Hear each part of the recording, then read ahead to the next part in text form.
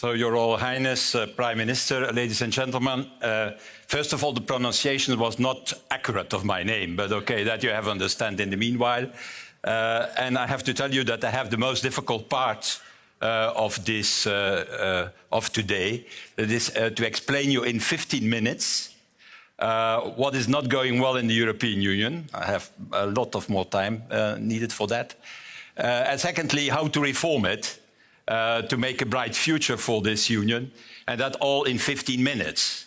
That will not succeed. But I'm very pleased with the fact that I can speak to this distinguished audience just after the panel that we have seen a few minutes ago. The panel were somebody of China, somebody representing India, and then somebody representing the African continent. Explain to us their recipes for the future, how they see the world. Because in fact, it is the best introduction that I can have to explain you why the European project is so important. Why the European Union needs to be more integrated. Why we need more Europe, in fact, and not less Europe, as some nationalists and populists in the four corners of Europe are telling us every day. It's clear after this panel, the world of tomorrow will be completely different. It will be not a world of 198, or maybe you have missed a country that became member of the UN of 199 nation states. No, the world of tomorrow will be a world of empires. And let's hope that it are empires for the good, and not empires of the bad in the future. China is not a nation state. China is a civilization, it's Han. It's in fact 2,000 different ethnies in one continent, in one civilization. India, and it has been already said, is not a nation. There are hundreds and hundreds different of nations inside India. And there are nearly 20 languages that are used in India. And there are 4 big religions that are practiced on that continent. And it's at the same time the biggest democracy. It's an empire. Fortunately, a democratic empire. The United States of America, it's more than a nation. It's also a civilization. And the same is the case for what is happening for the moment in Africa, what is happening for the moment in South America, and so on. So the world of tomorrow, and that is what we have to learn about, will be a world of empires, will be a world of regional, strong organizations to defend their interests, their standards.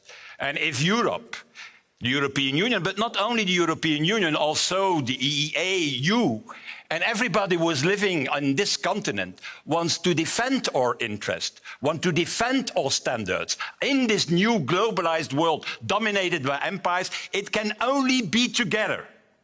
And it cannot based on individual nation states who are building walls between these nation states and who are not further working on a single market as we have today. And that is my message to you of today. First of all, to understand why we don't have it for the moment. What is missing in the European Union today? First of all, what is missing in the European Union is very clear. It is not a union. That is the problem. It is still a confederation of nation states that is mainly governed by the unanimity rule. The unanimity rule, what means that, first of all, if the 28 member states are not in agreement, nothing can happen. And that explains you, to give you one example, an example that you know very well as CEOs, CFOs of private companies, why the Americans were capable to react immediately after the outbreak of the financial crisis. And we, after 9 years, are still struggling with the consequences of the financial crisis. The Americans were capable in 9 months to launch a 3-stage rocket immediately. You know it. First of all, troubled asset relief program, cleaning up the banks for a staggering amount of $400 billion. Then second stage of the rocket, the Recovery Act, an investment program of $900 billion, covering a period of 10 years from 2009 to 2019. So it's still valid today and applicable today. And then third stage of the rocket in America in the aftermath, and that with two different administrations, because they started with the Republican administration and then it was the Obama administration. They were capable to do quantitative easing for a staggering amount of 1.2 trillion. In English, it's always more impressive when you tell it. 1.2 trillion of money that have been pumped in the economy. They are capable to do that in 9 months. And then you have to compare it with the European Union, where after 9 years, not 9 months, but 9 years, we are still discussing, can we have the banking union? Oh no, we don't have the full banking union. We have no agreement on the resolution fund. So if tomorrow there is a problem with the mid-sized bank in the middle of the European Union, this financial crisis can return very fast. We have a little bit of an investment, the Juncker Fund, that it's an investment fund of 300 billion of euro, 1/3 of America. And it's true, we did also quantitative easing in Europe, but very late, to avoid deflation, to avoid a tragedy, and not, in fact, to stimulate the economy. And you have to ask yourself the question, and that will be my message of today, why this is like that. Why the Americans can immediately react. The financial crisis started there in 9 months. They can recover after a few years. And we in Europe are still struggling, are still fighting, have still problems with the fallout of this crisis. And are we capable and are we ready for the next financial crisis? I'm not sure. Well, the real problem in Europe is that it is not a union. There is still the unanimity rule, who is the leading principle inside the European Union. I'm always comparing the US with the European Union and say, imagine one moment that the United States of America would be governed like the European Union. How should it work?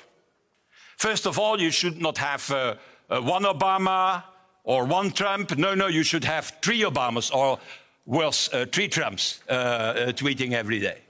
As we have in the European Union, we have 3 presidents. You should have, in fact, not a system of a federal administration who can act immediately. No, America should be governed by the 50 governors of the United States of America. And if one of these governors is raising his hand, the governor of Alaska, nothing can happen. And then it should be a system in which individual states in the United States of America could escape policies, could say, yeah, for example, California saying, look, the dollar is a very beautiful currency, a nice currency, but we're going to continue with the Spanish peseta like we did in the midst of the 19th century. We're going to not participate in the dollar zone, in the dollar currency. Or, for example, Texas could say, well, look, the FBI, nice organization, but we're going to do it ourselves. We're going to not participate. We're going to do it with our separate organizations and separate administration. And everybody should say, in fact, yeah, these Americans are nuts. They're crazy. How you can govern a continent in that way, based on unanimity rule, based on, in fact, on the fact that nobody needs to participate in all the policies of the European Union. So my message of today is, if we want that this continent can play its role in this new world order of empires, next to China, next to India, next to the US, next to the Russian Federation and others, we will have a need for a real in-depth political reform, or this European Union risks to disappear in the future. And Brexit is, in fact, a sign of this. When people are talking about Brexit, it's difficult to say, oh, fantastic. What a success for the European Union. I think it's a failure for the European Union that a big, important, influential member state as the UK is leaving the Union, even when it is maybe not certain today that it will happen. So therefore that you need to ask me back again next week to tell you more about that after the vote in the House of Commons. But it's difficult to say when the UK has left the European Union that, oh, everything goes fine. So an in-depth reform program of the European Union, also institutionally, even when it's so difficult to talk about institutions, is in fact what we need in the coming years. Otherwise, next to Brexit, There could be Dexit, there could be Nexit, there could be Frexit, and there could be other exits in the coming years. And what is this reform agenda that hopefully can counter also these nationalist and populist movements that we see for the moment in the four corners of Europe? These nationalist and populist movements, in fact, are simply saying, well, look, yeah, the European Union doesn't work very well, let's go back to the past. Let's go back to the old-style nation-states of the past. Well, everybody knows that every challenge that we have to face in the world of tomorrow cannot be solved by nation-states, but needs to be solved on the continental level. The reforms we need is to end the unanimity rule first. Secondly, to transform the European Commission of today in a real European government, not of 28, but maybe 12, 15. 3, to abolish the Europe à la carte. Europe is not a restaurant in which you enter, you look to the menu card and say, yeah, I like this, I like that, but I don't like this or that. You participate in all policies or not. A Europe that has also a real serious budget. Everybody is talking about the budget of the European Union. Well, the budget of the European Union is 1% of the European GDP. And with 1% of the European GDP, in America it's 23, in Switzerland it's 15, we need to solve all the problems, the migration problems, our weakness on our borders, the geopolitical challenges, and so on. And finally, I think the reform to make is also a reform by creating a common European defense and security policy on the European level. The figures are in fact dramatic. The Europeans today, they spend more or less 42% of the American military expenditures. But we are in Europe not capable to do 10% of the operations of the American army. I'm only a lawyer, not a mathematician.